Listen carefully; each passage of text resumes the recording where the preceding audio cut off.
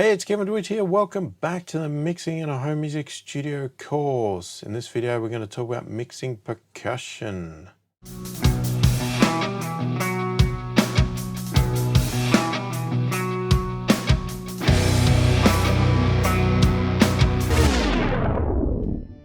So firstly, if you are new to my channel and new to my videos and you like what you see, click the thumbs up, subscribe to the channel, click the notification bell to be notified of all my future videos.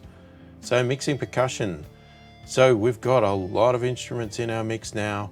You know, it's starting to sound a bit like a song, hopefully. Hopefully it's progressing quite a lot. And now we've got some percussion elements in. You know, in my case here, they're not really standout elements. They really are, you know, just to add a little bit of, something in the background, drive the song through, you know, add a little bit of rhythm, that sort of stuff. And obviously I added some things in there just for the sake of recording them and the sake of mixing them to, you know, just show different techniques and all that sort of stuff. So your song may not have any, whatever, that's fine. Just have a look at the concepts, check it out, see if it applies. If it doesn't, that's fine. There is no dramas. Everybody's song is different and every step is going to be different in your mixing process, but hopefully we'll have enough content here that you can adapt and learn and all that sort of stuff to get through your mix to get a great result at the end. So let's just get into it and I'll show you how I do it. Alright, so here we are back in Cubase in our mix again, and now we're going to have a look at our percussion here. So we've got a few elements: shaker, stick, tambo, and a wood conga. And they all come in this second half here. So a lot of the time with percussion, I may not do too much. It really depends on, you know, whether they're samples, they're real, whatever they are. So let's put in listen and have a listen. Put it in listen and have a listen. Sounds good, doesn't it?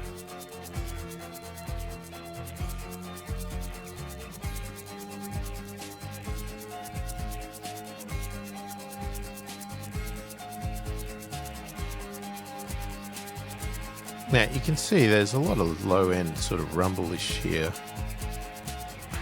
which, you know, really with a shaker,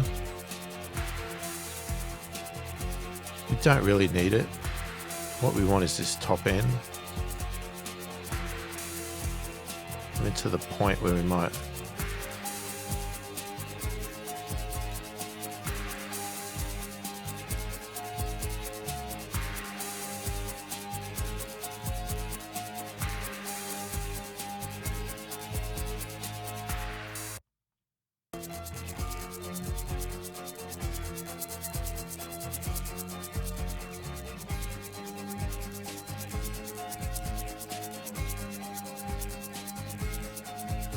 doing that's probably just boosting the volume.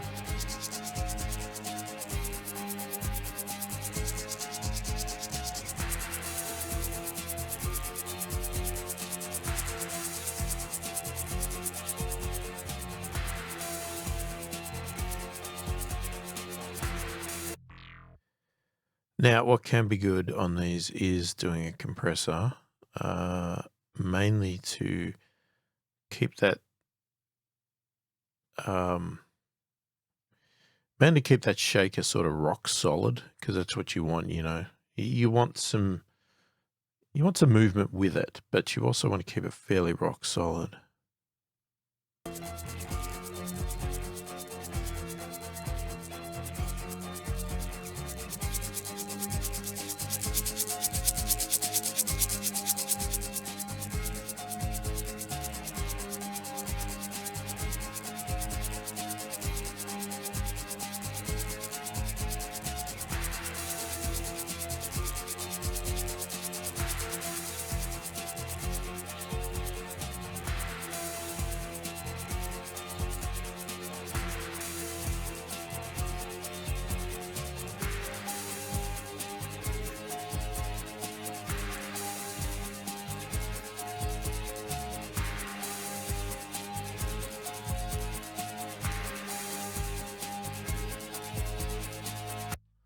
It can be quite as simple as that.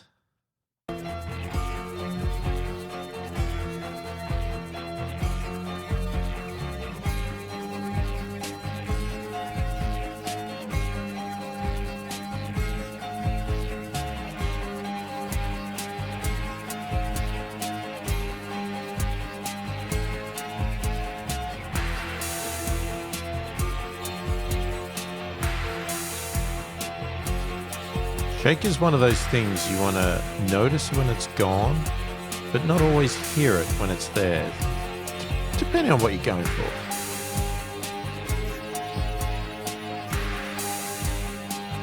So it's not obvious it's there, but it's obvious when I take it away.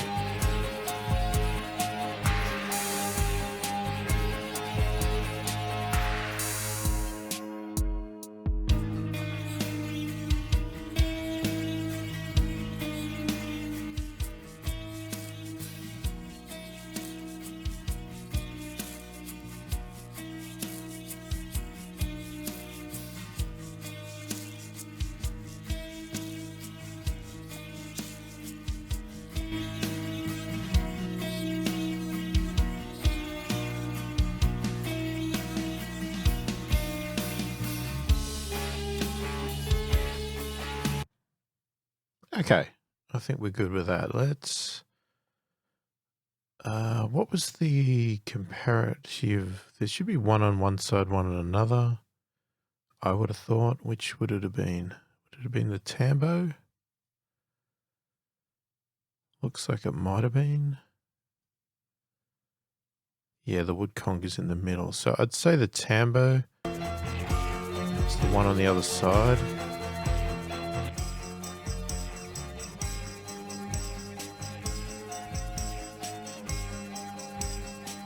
Again, we don't need this low end stuff here.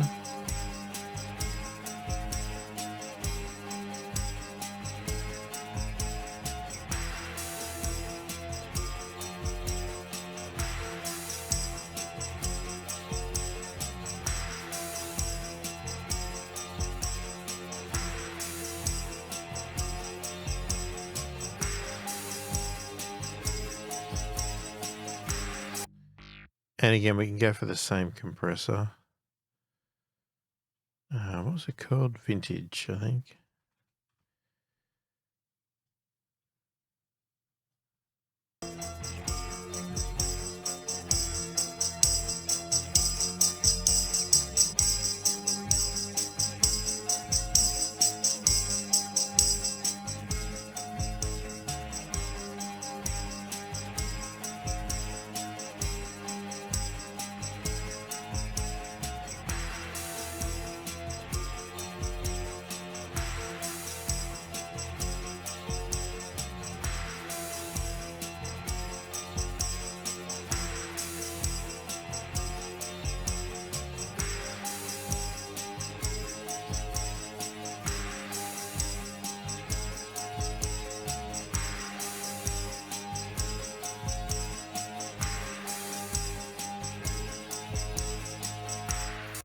Okay, let's check that out in the mix.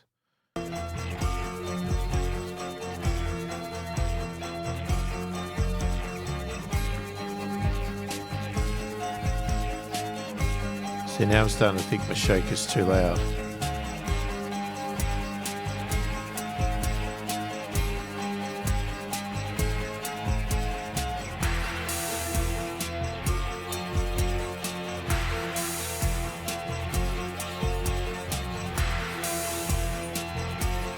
Now you can hear the tambourine disappear,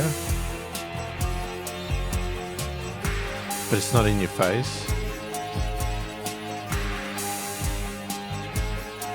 Okay, so far, let's just listen to the quiet part.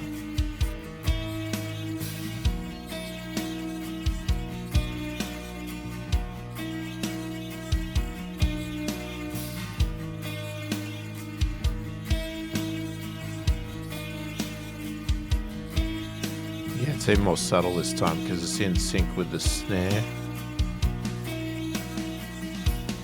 The shaker's too loud.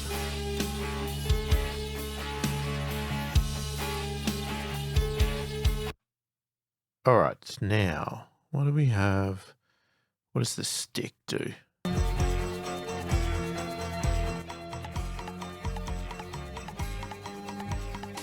that one's a bit a lower sound, isn't it? You could still get rid of some of that low end.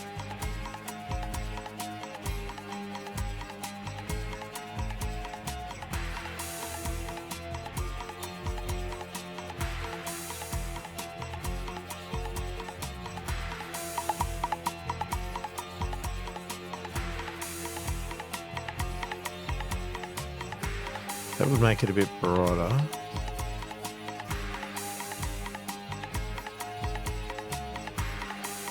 Sort of pulling out the higher end fundamental there.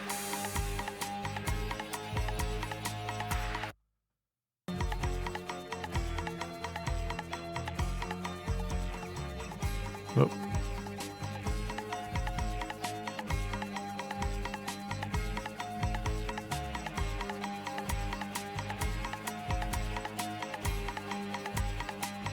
I don't know if we need a compressor. It's pretty rock solid.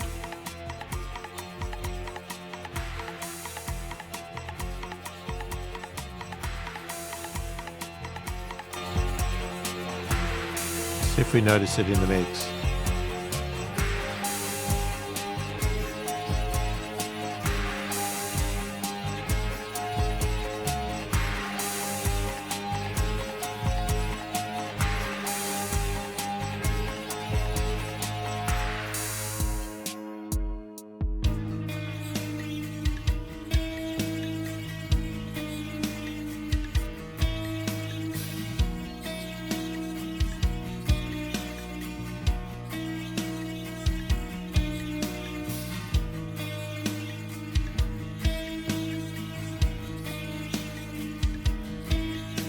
Yeah, I like that.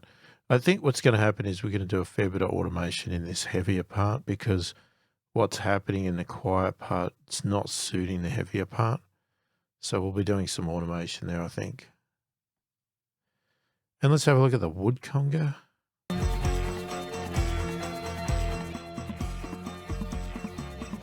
Okay, that is a low end one, but still want to get rid of a bit of the low end.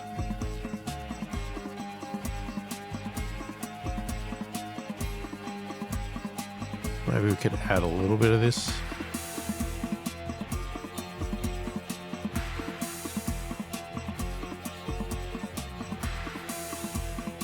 This 1K.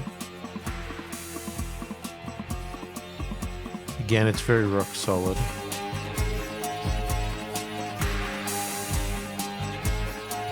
Let's set it for the quiet bit.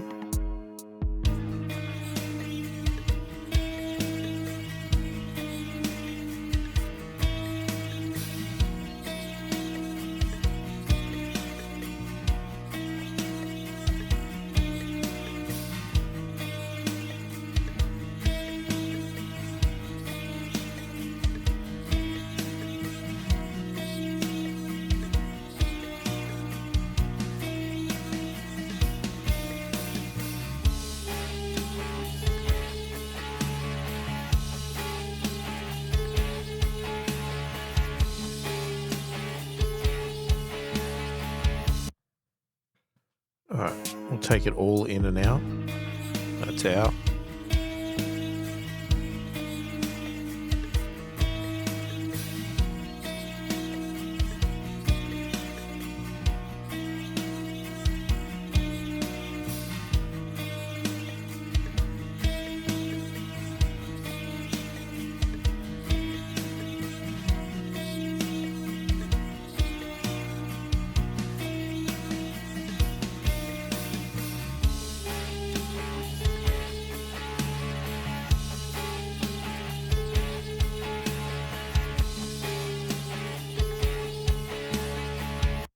Okay, I think it'll sound pretty good. Not 100% convinced on the levels. I think we're going to have a bit of playing with the levels on that one. But from a sound point of view, I think it's okay. And sounding, I'm happy with it at the moment. But we'll see how that goes further down the track when we start getting more into the automation and that type of thing. Okay, so we've got that. Now let's check out at the bus here for the percussion bus.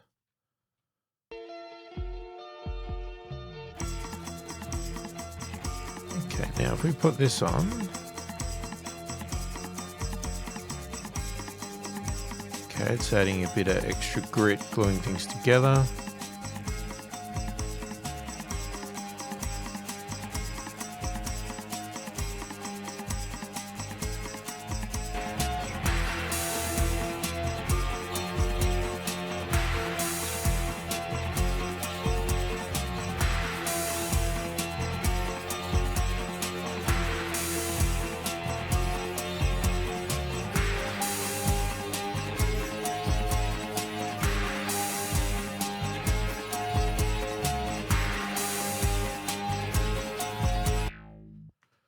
All right, sounding good. All right, so let's listen to the song from this section here to include our percussion to see where we're up to now. And then we'll move on to the next video where we're looking at our orchestral.